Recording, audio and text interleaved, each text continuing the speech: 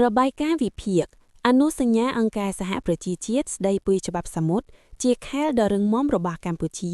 ដើម្បីការពារសន្តិសុខសមុទ្រនិងទប់សម្ពាធពីថៃ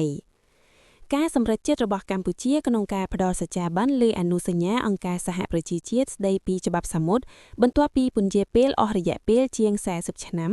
មិនមែនជាជំហានបច្ចេកទេសផ្លូវច្បាប់ធម្មតានោះទេប៉ុន្តែជាការឆ្លើយតបយុទ្ធសាស្ត្រចំពោះបរិបទសន្តិសុខដែលកាន់តែស្មុគស្មាញជាពិសេសការកើនឡើងនៃភាពតានតឹងជាមួយប្រទេសថៃទាំងនៅលើគោកនិងនៅលើសមុទ្រលោកស្រីម៉ារីយ៉ាសៀវអ្នកឆ្លើយតបព័ត៌មាននិងជាអ្នកវិភាគរបស់កាសែតចិន South China Morning Post បានផ្សាយអត្ថបទវិភាគមួយកាលពីថ្ងៃទី27ខែមករាឆ្នាំ2026ថាក្នុងឆ្នាំចុងក្រោយៗនេះការប៉ះទង្គិចគ្នាតាមព្រំដែនគោករវាងកម្ពុជានិងថៃបានបង្ហាញឲ្យឃើញថាជម្លោះប្រវត្តិសាស្ត្រដែលមិនទាន់ដោះស្រាយបានអាចផ្ទុះឡើងវិញបានយ៉ាងឆាប់រហ័សនៅពេលដែលអារម្មណ៍ជាតិនិយមនិងការព្រួយបារម្ភផ្នែកសន្តិសុខត្រូវបានលើកកម្ពស់ទោះបីជាការប៉ះទង្គិចទាំងនេះកើតឡើងនៅលើគោកក៏ដោយប៉ុន្តែផលប៉ះពាល់របស់វាបានលាតសន្ធឹងទៅដល់វិមាត្រសមុទ្រដែលមានសារៈសំខាន់យ៉ាងខ្លាំងចំពោះកម្ពុជាផងដែរហានិភ័យធំបំផុតមួយដែលធ្វើឲ្យទីក្រុងភ្នំពេញមានការព្រួយបារម្ភគឺសមត្ថភាពរបស់កងទ័ពជើងទឹកថៃក្នុងការគ្រប់គ្រងឈូងសមុទ្រថៃនិងផ្លូវដឹកជញ្ជូនសមុទ្រសំខាន់ៗសម្រាប់កម្ពុជាដែលមានឆ្នេរសមុទ្រខ្លីនិងកងទ័ពជើងទឹកមានសមត្ថភាពខ្សោយជាងប្រទេសជិតខាងការរំពឹងទុកថាថៃអាចប្រើប្រាស់អំណាចសមុទ្រដើម្បីបង្កើតសម្ពាធយុទ្ធសាស្ត្រឬរារាំងផ្លូវផ្គត់ផ្គង់ក្នុងស្ថានភាពជម្លោះធ្វើឲ្យប្រទេសនេះក្លាយជារដ្ឋងាយរងគ្រោះខ្លាំងបរិបទនេះបានបង្ហាញពីចំណុចខ្សោយមួយសំខាន់របស់កម្ពុជា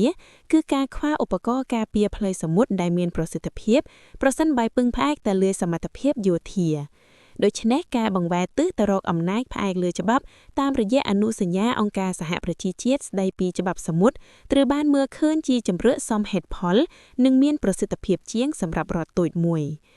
តាមរយៈអនុសញ្ញាអង្គការសហប្រជាជាតិស្តីពីច្បាប់សមុទ្រកម្ពុជាអាចទទួលបានក្របខ័ណ្ឌច្បាប់អន្តរជាតិដែលកំណត់សិទ្ធិនិងកាតព្វកិច្ចច្បាស់លើដែនទឹកអធិបតេយ្យតំបន់សេដ្ឋកិច្ចផ្ដាច់មុខនិងការប្រើប្រាស់ធនធានសមុទ្រសំខាន់ជាងនេះទៅទៀតវាផ្ដល់ឲ្យកម្ពុជានៅមូលដ្ឋានច្បាប់ក្នុងការចរចាឬដោះស្រាយជម្លោះដែនសមុទ្រជាមួយប្រទេសថៃតាមរយៈយន្តការអន្តរជាតិជំនួសឲ្យការប៉ះទង្គិចដោយផ្ទាល់ការគម្រាមកំហែងផ្នែកសន្តិសុខសមុទ្រមិនត្រឹមតែពាក់ព័ន្ធនឹងបញ្ហាយោធាទេប៉ុន្តែរួមមានសេដ្ឋកិច្ចផងដែរផ្លូវដឹកជញ្ជូនតាមសមុទ្រការនាំចេញនាំចូលថាមពលនិងវិស័យនេសាទគឺជាខ្សែជីវិតសេដ្ឋកិច្ចរបស់កម្ពុជាការរារាំងឬភាពមិនប្រកបផ្នែកសន្តិសុខនៅឈូងសមុទ្រថៃអាចបង្កផលប៉ះពាល់ធ្ងន់ធ្ងរទៅដល់ស្ថិរភាពសេដ្ឋកិច្ចនិងសង្គមរបស់ប្រទេសក្នុងន័យនេះការផ្ដល់សច្ចាប័នលើអនុសញ្ញាអង្គការសហប្រជាជាតិស្តីពីច្បាប់សមុទ្រអាចត្រូវបានយល់ថាជាការការពារជាមុនប្រឆាំងនឹងហានិភ័យអនាគតវាជាសញ្ញាបង្ហាញថាកម្ពុជាកំពុងស្វែងរកការកាត់បន្ថយភាពងាយរងគ្រោះរបស់វាដោយបញ្ចូលខ្លួនឯងទៅក្នុងសណ្ដាប់ធ្នៅអន្តរជាតិដែលផ្អែកលើច្បាប់និងបទនាំដែលត្រូវបានទទួលស្គាល់ជាសកលសរុបមកការគម្រាមកំហែងពីថៃនិងហានិភ័យសន្តិសុខសមុទ្រក្លាយជាកត្តាជំរុញសំខាន់មួយដែលបញ្ចប់ការស្ទើរស្ទើររយៈពេលយូររបស់កម្ពុជាចំពោះអនុសញ្ញាអង្គការសហប្រជាជាតិស្តីពីច្បាប់សមុទ្រជំហាននេះបង្ហាញពីការផ្លាស់ប្តូរយុទ្ធសាស្ត្រមួយចេញពីការពឹងផ្អែកលើអំណាចរឹងទៅរកការប្រើប្រាស់ច្បាប់អន្តរជាតិជាឧបករណ៍ការពារនិងការទប់ស្កាត់សម្រាប់រដ្ឋតូចមួយក្នុងបរិបទភូមិសាស្ត្រនយោបាយដ៏ប្រកួតប្រជែងជាបឋមកម្ពុជាមិនមែនជារដ្ឋតូចទេប៉ុន្តែជារដ្ឋមានខ្លួនតូចគៀមមិនដល់ខ្លួននិងមានអ្នកធានាធ្នូជាកាសែតចិនផង